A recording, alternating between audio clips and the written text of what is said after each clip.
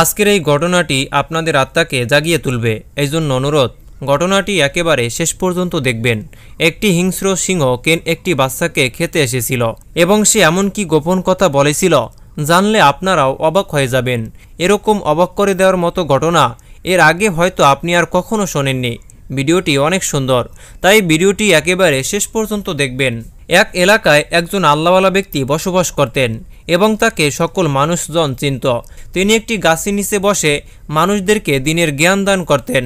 ওনার ইলম এবং জ্ঞানী হওয়ার কারণে মানুষজন ওনাকে খুব সম্মান করত এবং ওনার ভালোবাসার টানে মানুষ দূর দূরান্ত থেকে তার সাথে সাক্ষাৎ করার জন্য আসত এবং ইসলাম সম্পর্কে শিক্ষা গ্রহণ করতেন।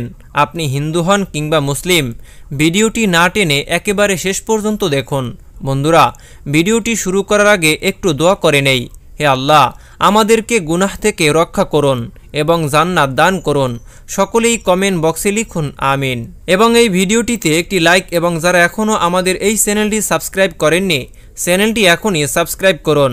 এই ভিডিওটির লাইক টার্গেট মাত্র 10,000, তাই এই ভিডিওটিতে একটি লাইক করে দিন। তো চলুন শুরু করি। এত বেশি দক্ষ হওয়ার পরেও তিনি কখনো অহংকার করেনি। নিজের হাত দিয়ে তিনি পরিশ্রম করতেন এবং যা পেতেন তা দিয়ে জীবনযাপন করতেন। তিনি কখনোই কোনো কিছু বেশি চাননি, যা পেয়েছেন তাতেই সন্তুষ্ট হয়েছেন এবং এই সম্পর্কে তিনি তার ছাত্রদেরকেও শিক্ষা দিতেন। তিনি সকল মানুষের কথা গুরুত্ব সহকারে শুনতেন। যে সকল মানুষ ওনাকে মানত তারা সকলেই ওনাকে অনেক বেশি সম্মান করত এবং যে সকল মানুষ অমুসলিম ছিল তাদের কাছে গিয়ে তিনি চেষ্টা করতেন দ্বীনের জ্ঞান দেওয়ার জন্য। এমনকি সে দ্বীনের দাওয়াত দিতেন। তিনি অনেক বছর ধরেই দ্বীনের দাওয়াত দিয়ে আসছেন এবং এর মধ্যে তার সঙ্গে অনেক ওস্তাদ যুক্ত ছিলেন, যারা ওনাকে সফর করার জন্য বলেছিল। 70 কিংবা 80 বছর পার করার পর এখন অনেক কম জায়গায় রয়েছে যেখানে তিনি ভ্রমণ করেননি। তবে এখনও একটি চমৎকার ঘটনা বাকি ছিল। তবে একদিন তিনি পড়তে পড়তে ঘুমিয়ে পড়লেন। ঘুমের মধ্যে তিনি একটি আজব ধরনের স্বপ্ন দেখলেন। সেখানে ওনাকে ইশারা দেওয়া হচ্ছিল। স্বপ্নেতে মনে হচ্ছিল কেউ একজন সাহায্য চাচ্ছে।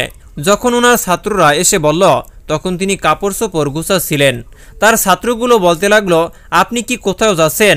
তখন তিনি বলতে লাগলেন, আমার একটি জরুরি কাজ রয়েছে, তার জন্য আমাকে অপর গ্রামে যেতে হবে, আর সে কারণেই তোমরা তোমাদের খেয়াল রাখবে, আমি দ্রুত ফিরে আসব। এই বলে তিনি সফর করা শুরু করলেন। সফরটি ছিল অনেক দূরের। আল্লাহর উপর বিশ্বাস রেখে আল্লাহর সন্তুষ্টি এবং সৃষ্টি এই জগৎ দেখতে দেখতে তিনি ভ্রমণ করতে শুরু করলেন। এরপরে তিনি একটি গ্রাম দেখতে পেলেন এবং এরপরে ভাবলেন, যেহেতু নামাজের সময় হয়ে গিয়েছে সেহেতু আমি নামাজ আদায় করে নেই। এই কথা চিন্তা করে তিনি গ্রামের ভেতরে প্রবেশ করলেন। সে গ্রামের পাশেই একটি ঘন জঙ্গল ছিল। সেই জঙ্গলটি অতিক্রম করে তিনি সেই গ্রামে এসেছিলেন, যেই জঙ্গল থেকে ভয়ঙ্কর জন্তুর আওয়াজ আসছিল। তবে তিনি কোনো কিছুই ভয় পেল না এবং গ্রামে চলে আসেন দুপুরের সময়, কারণ দুপুরের সময় মহিলারা বাড়িতে কাজ করতেছিল এবং পুরুষেরা মাঠে কাজ করতে গিয়েছিল। এখন অনুমতি নেওয়ার কোনো প্রয়োজন ছিল না, কেননা সেখানে কেউ উপস্থিত ছিল না।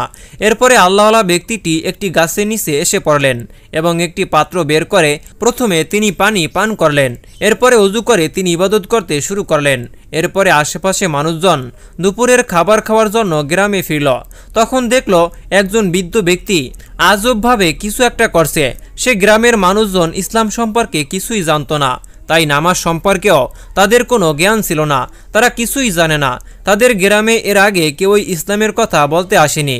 সে গ্রামের মানুষজন অনেক কঠোর ছিল এবং তারা শুধুমাত্র তাদের ধর্মের মানুষদেরকে তাদের গ্রামে বসবাস করতে দিত এবং যদি অপরিচিত ব্যক্তি এই গ্রামে আসতো তাহলে সেই গ্রামের মানুষদের ভয়ে ধর্ম পরিবর্তন করে ফেলত।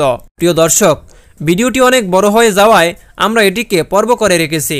পরের পর্ব দেখতে হলে অবশ্যই আমাদের এই চ্যানেলটি সাবস্ক্রাইব করে পাশেই থাকুন। দেখা হচ্ছে পরবর্তী পর্বে। সে পর্যন্ত ভালো থাকুন, সুস্থ থাকুন। আল্লাহ হাফেজ। আসসালামু আলাইকুম ওয়া রাহমাতুল্লাহ।